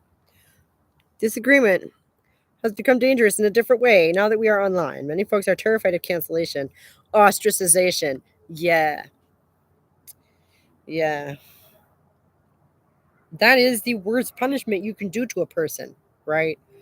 Which is, I think, one of my favorite bits of evidence for how, like, no, we're a communal species. Like, we're not, we have a temper, basically. Like, we might have maybe a temper problem, but we're not warlike as a species. Like, we're not chimps, okay? That's the worst thing you can do. Like, you can put someone in prison for decades and they will live a life. They might not be a happy life, but they will live a life. If you stick them in solitary confinement for 2 days, they're going to come out a babbling idiot. They will be completely lose their mind. Right? Because at least in prison, you're in prison with other people and you have some kind of a community to which to belong. Right?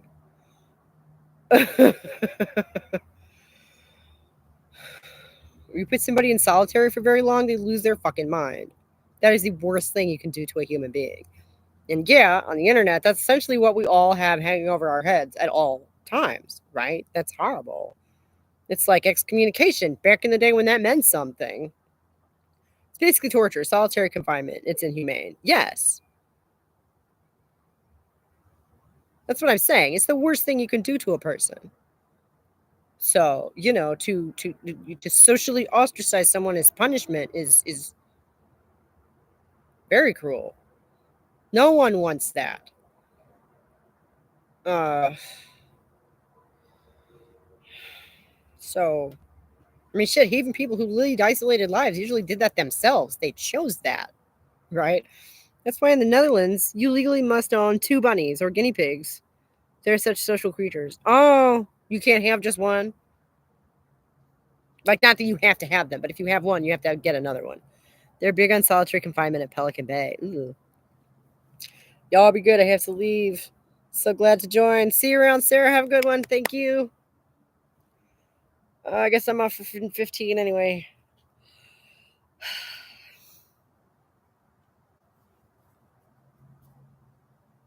And like I found myself telling my kids first, we were talking about what they make you read in high school.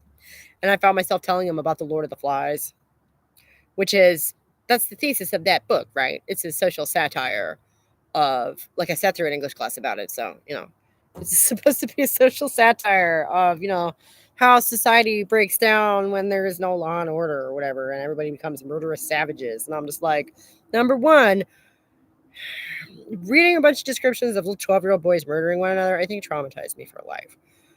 You love The Lord of the Flies? Oh my gosh. Hi, Judy. How you doing? Why did you love The Lord of the Flies, girl? Like, seriously. I need to know. Because that book drove me nuts. I thought it was so gross. And I don't agree with his point, is all I was really trying to say. It was a well-written book. I will say that. It was beautifully written to the point that it disturbs me to this day. So if that was his goal, he succeeded. It is beautifully written. Mm-hmm. Does it start with the pig's head? Like the pig's head is the Lord of the Flies, but that is what would happen. See, I don't know about that. And that was the argument I was saying a minute ago, which is that like humans are a communal species. The worst thing you can do to a person is to isolate them from other people. That's the quickest way to drive somebody absolutely insane. Have their mind completely break down. I just don't think that those boys would all murder one another. Like maybe they might catch a scapegoat. Okay. I'm not saying there wouldn't be violence, but the idea that it would just be utter chaos with like 2 survivors, right? Out of 12 or something, like that's because they all murdered one another, not because they starved or something. I just don't. I don't think that at core, that's who humanity is. I don't. And I see a lot of evidence. They didn't murder everyone. They split into 2 groups. Yeah, who then killed one another. They murdered Piggy, not everyone. Oh my god. There were two of those boys left alive by the end of that book. Two. And one of them was chasing the other one through the woods to kill him. That part I remember. Oh my god.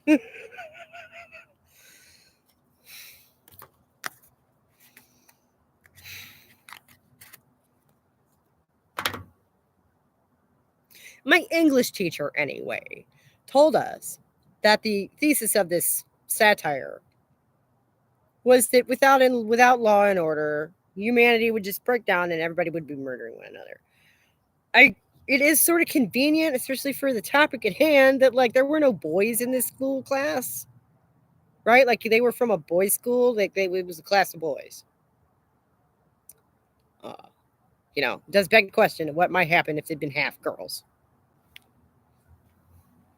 There was a real life case of Lord of the Flies back in the 1960s where some boys were stranded on a remote island. They were the opposite of the boys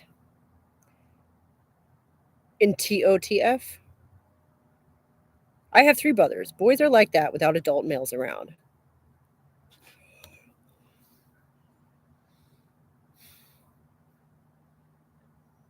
You mean they were the opposite of the boys in the book?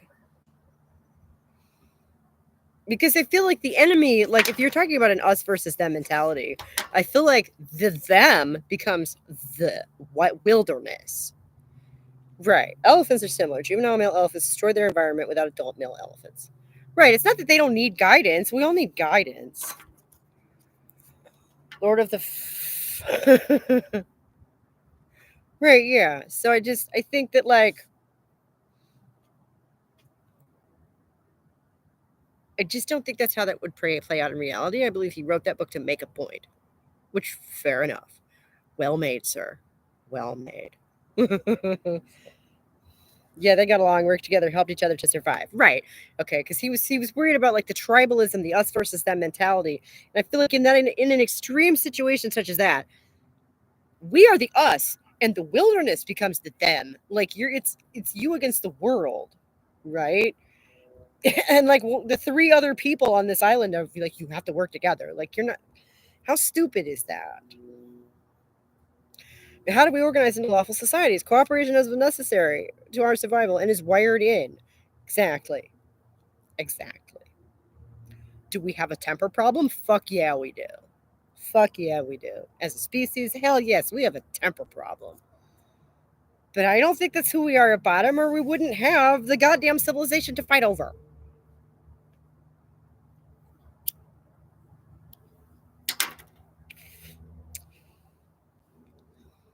Violence is also wired in. Right. Right. But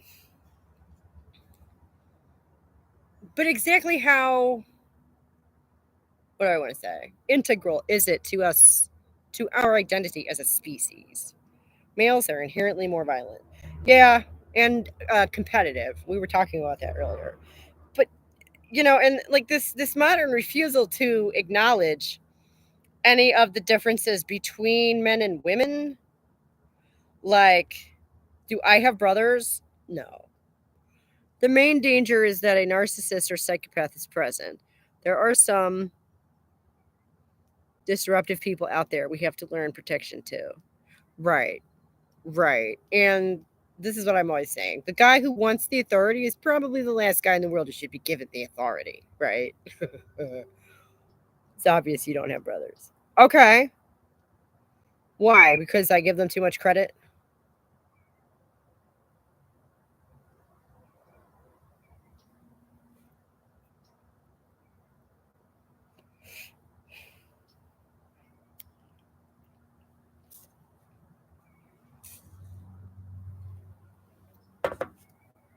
Males establish the hierarchy through violence or the threat of violence. Right. It's real, but it's wrong. We as a society don't need to just be like, yep, that's how that is. All right. Moving on. No. I don't care how real it is. If it's real, it really needs to be addressed. They're bigger. The bigger and stronger, the higher up. Right. But like, that's, you're not saying it's okay. It's just fact. Okay. And I'm not arguing with you about that fact. but so we should address it. That again would I think be a good thing, a good, avenue of feminist discussion. There's a whole lot of these. Somebody was saying earlier about how they agreed that, maybe we could sort of splinter off into smaller special interest groups essentially. And I was like, yeah, as long as it's amicable, I just don't want infighting. That's all. That's why war is still happening. And most people don't know how to recognize and detect psychopaths. They're skilled at fooling even street smart people and certainly everyone else. Yes. Yes. Well, the thing about psychopaths is they're not all bad people. Cognitive empathy is a thing. There's more to the temperament than just that, which is bizarre because the guy the neurologist who wrote the book and was the one who discovered that you can identify these people through brain scans, accidentally misfiled his own brain scan, if you know what I'm saying. What do you think about American football is? Stupid. But yeah. Essentially, it's, you know.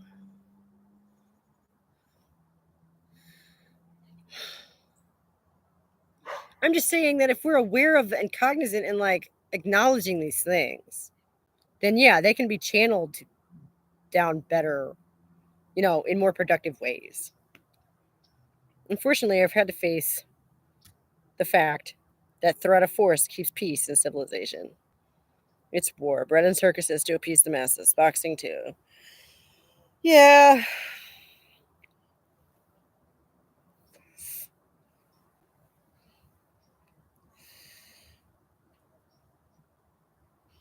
Well, and I mean, nobody, as far as threat of force, like nobody can change the fact that pain hurts, right?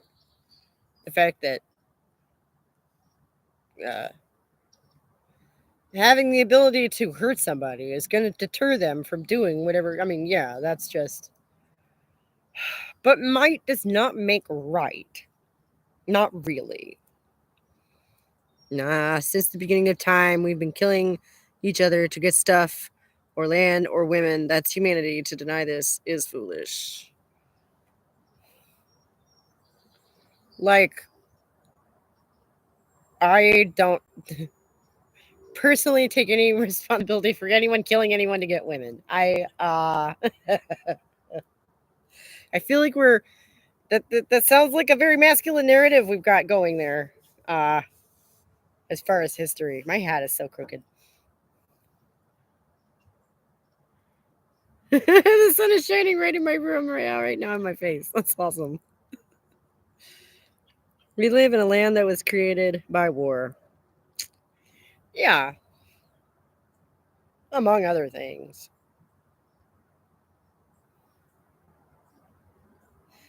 I am sort of at a disadvantage here. I will straight up say that if everybody in the world were like me, war just I don't think would exist because I don't get it. I don't feel qualified to sit here and critique it for you because I don't get it. I don't quite. You and I are here and able to speak freely because men took it through violence. I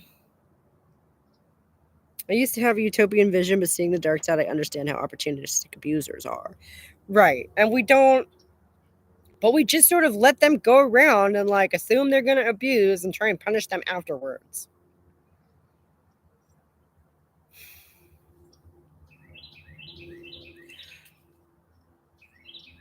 Oh, yeah. No men and women's spaces or sports. No, exactly. No. That's what I'm saying.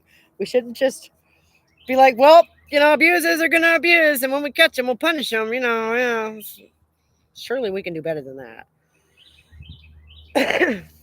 I'm looking at the Ghost 16 satellite in Tennessee. It's sunny all the way across. Yep. Yep. Oh, there's a hawk up there. Mm. That's not what I'm saying. Right. I don't think that is what she's saying. Um, I don't like what you're saying is factual, but I don't agree with the implied um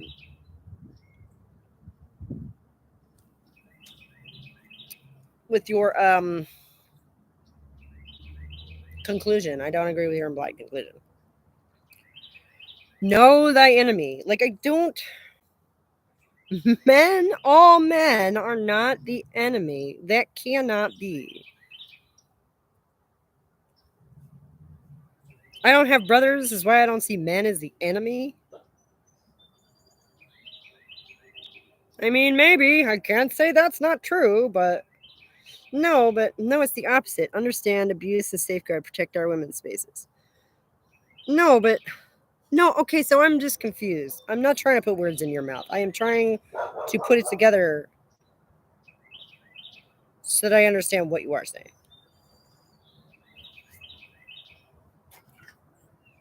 Men are different. Yes. I don't disagree with that statement. My little brother was sweet. My older brothers tied my sister to her bed and told her they'd burn her house down. So I don't know about all brothers being a certain way. Yeah, I'm not. I guess she's saying I don't have a certain level of like intimate experience with males. Which, my mom couldn't hold a marriage together. That's legit. I don't. Growing up, it was me and my mom and my sister a lot of the time. So.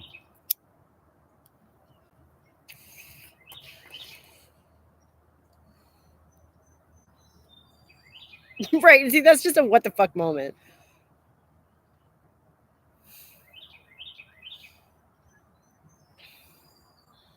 Don Hennessy is perhaps the world's leading expert on why men abuse women.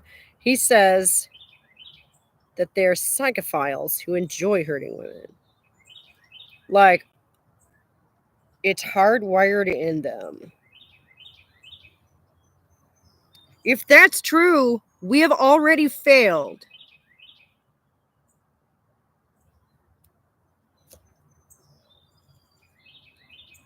And I guess we might as well close up the shop right now. You have testosterone in your body as a woman. Okay?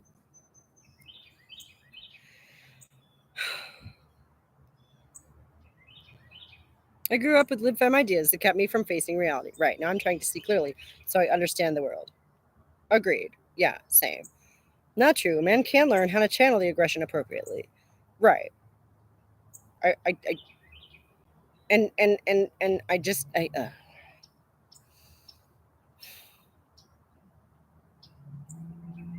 so what you're saying is this is the old argument that all men are rapists. Most of them just choose not to because they know they won't get away with it. Right? That's that old argument. No. Okay. Testosterone is a naturally occurring hormone in the body. Calling it a drug, what purpose does that serve? If you type Don Hennessy, psychophile, you'll find his articles explaining what a psychophile is. He says they're like pedophiles, but much more manipulative. Nope, not at all. Okay. So I'm not understanding that. I'm sorry. Don't take it personally. You would not be the first. I'm sorry. I just can't believe all men are like that. I've read too much of the stuff that they've written, both past and present, when they didn't think women were around, to believe that.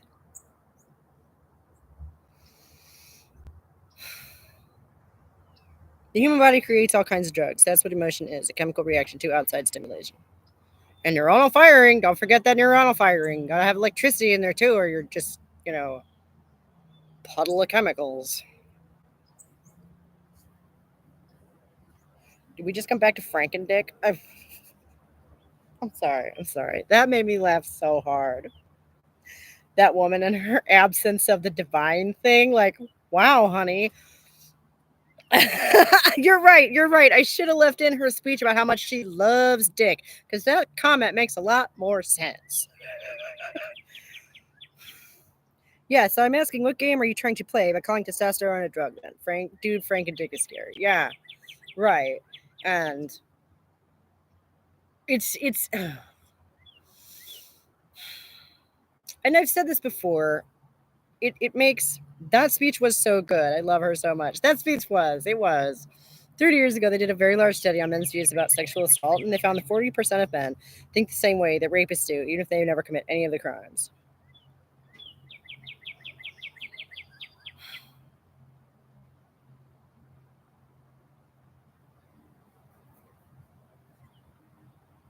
I mean, there is a distinction to be made there, though, right? It piques people. I peaked several with those pics. Yeah, no, they're scary.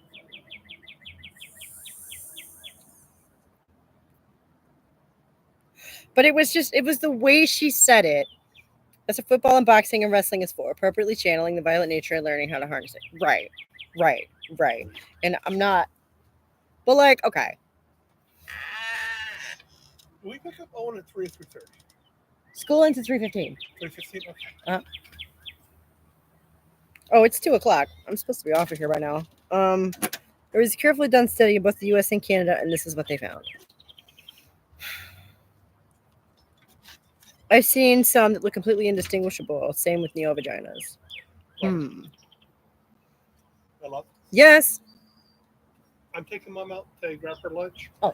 Call me before you get Owen because I might be on my way or be able to get him. Okay. Okay. Love you. Love you.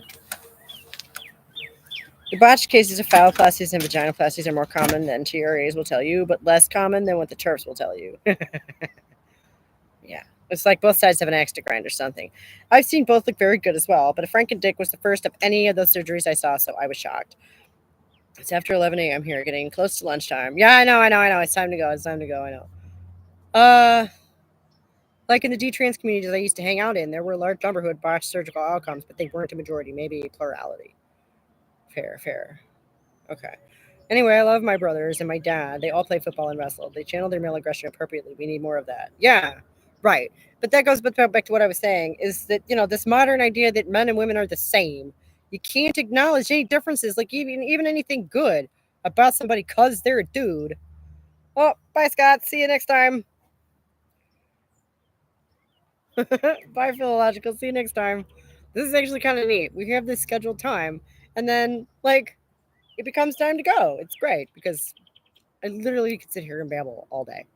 But, but I shouldn't because, oh my gosh, you guys, our washing machine broke this week. If you notice that giant pile of laundry in there, it's because I haven't been able to do laundry all week. They just finally got that thing fixed last night. I get to go in there and do laundry all afternoon. Doesn't that sound fun? Oh, it was a great chat this week. It was. It was.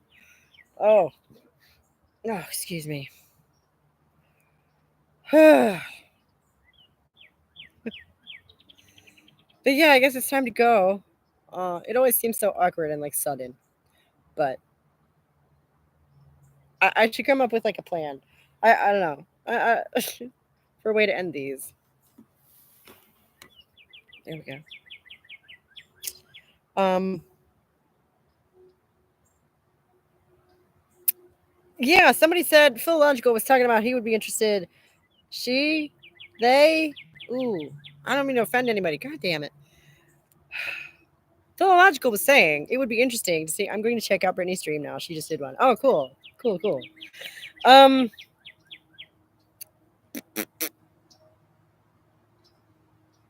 no, it was saying that it would be interesting to see me do a video more on the struggles of modern parenting, essentially, which I haven't done because, frankly, that would just be like 20 minutes of me sitting down and doing a diatribe about how the shitheads I'm into middle school with haven't changed a bit in 20 years.